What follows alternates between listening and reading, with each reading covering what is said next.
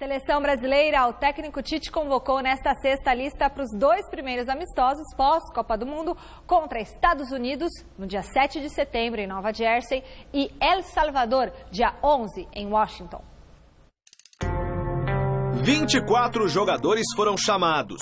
Os goleiros são Alisson, do Liverpool, Hugo, 19 anos, titular da equipe de juniores do Flamengo, e Neto, do Valência. Entre os zagueiros estão Dedé, do Cruzeiro, Felipe, do Porto, além de Marquinhos e Thiago Silva, ambos do PSG. Para as laterais foram chamados Alexandro, da Juventus, Fabinho, do Liverpool, Fagner, do Corinthians e Felipe Luiz, do Atlético de Madrid. No setor de meio-campo aparecem Andréas Pereira, do Manchester United, Arthur, do Barcelona, Casemiro, do Real Madrid, Fred, do Manchester United, Lucas Paquetá, do Flamengo, Felipe Coutinho, do Barcelona e Renato Augusto, do Benjinguan.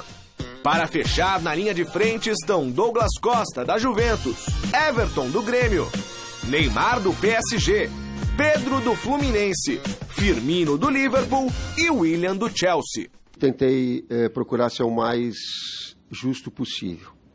A essência e a minha responsabilidade, ela é com a seleção, mas eu também tenho que enxergar o outro lado. Então, a oportunidade, como é que tu procurou equilibrar isso?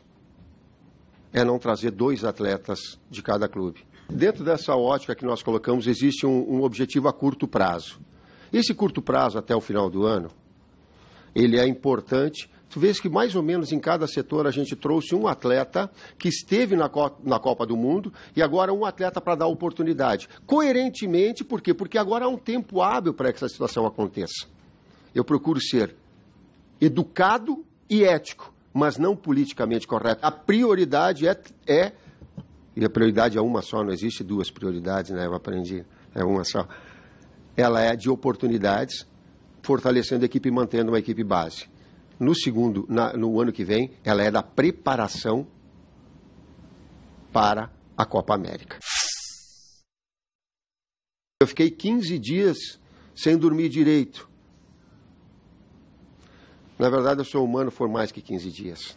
No momento que nós entramos até o final, e nós tivéssemos chego na semifinal, seria justo pelo desempenho. Aí eu estaria de alguma forma conforme. Eu fiquei amargo, doído, por não ter chego mais adiante. Eu não consegui dar um abraço no Roberto Martins. E aí ele veio até o vestiário, e ele falou com o Edu, e o Edu falou, dá um tempo que ele não tô legal. Então eu não quero fingir o que eu não sou, não quero simular. Eu omito situações, mas eu não minto. Acabou, passou lá o tempo que fui para dar entrevista coletiva, e fui desejar, digo, pô, cara, tu tem um baita de um time. Aí ele olha para mim e diz assim, Tite, eu digo, não fala nada, não, segue. Aí ele diz assim, Tite, nós tivemos sorte, cara. Vocês foram melhores, nós tivemos sorte. Eu digo, não fala, cara, fala que dói mais ainda. Os erros que eu cometi e que eles servem de aprendizado. E essa é a situação. Primeiro, eu sou um profissional incompleto, um ser humano incompleto. A Copa do Mundo, ela te dá a necessidade de, mais rapidamente do que eliminatórias, modificações no seu plano geral. E a pressão psicológica, ela é muito forte.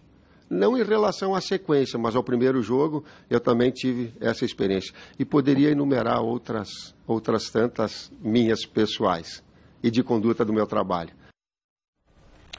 Toda a Copa do Mundo faz parte, você avaliar o que poderia ter sido, o que não poderia ter sido. Você pode lembrar, por exemplo, em 1982, aliás, foi muito curioso, porque a ESPN, anos depois, passava o VT do jogo na íntegra. E, de repente, foi um jogo que marcou a minha vida, aquele Brasil e Itália em 1982. Eu cheguei em casa um sábado à noite, estava passando esse jogo de novo. Estava 2-1 para a Itália. O Brasil empatou 2-2, a Itália fez 3-2. Um jogo já tinha ocorrido, 30 anos atrás. E eu estava ali me vendo, torcendo, como se ao vivo ele ainda estivesse. Eu assisti, empatou 2-2, só abriu uma sorriso. Eu tô lembrando agora, Júlio, eu tô arrepiado. E aí teve uma defesa que o Zoff fez aos 42 do segundo tempo, num cabeceista do Oscar. Pegou em cima, eu lembro, eu tô arrepiado. Então você lembra aqui e fala assim, poderia ter sido diferente. Como poderia, de repente, ter sido diferente o Brasil e Bélgica? O lance, o diálogo é legal, nós tivemos sorte, mas são circunstâncias de um jogo. Ponto. E não passou, já foi, o Brasil perdeu, foi eliminado. Ok, tem que pensar lá na frente mesmo. O que eu pedi até a palavra que a gente ia falar depois do Pedro, o que não dá mais para aceitar é ver um técnico na seleção brasileira. E aí, Garrafa, presta atenção, você é técnico na seleção brasileira. O que você quer para a seleção? O melhor.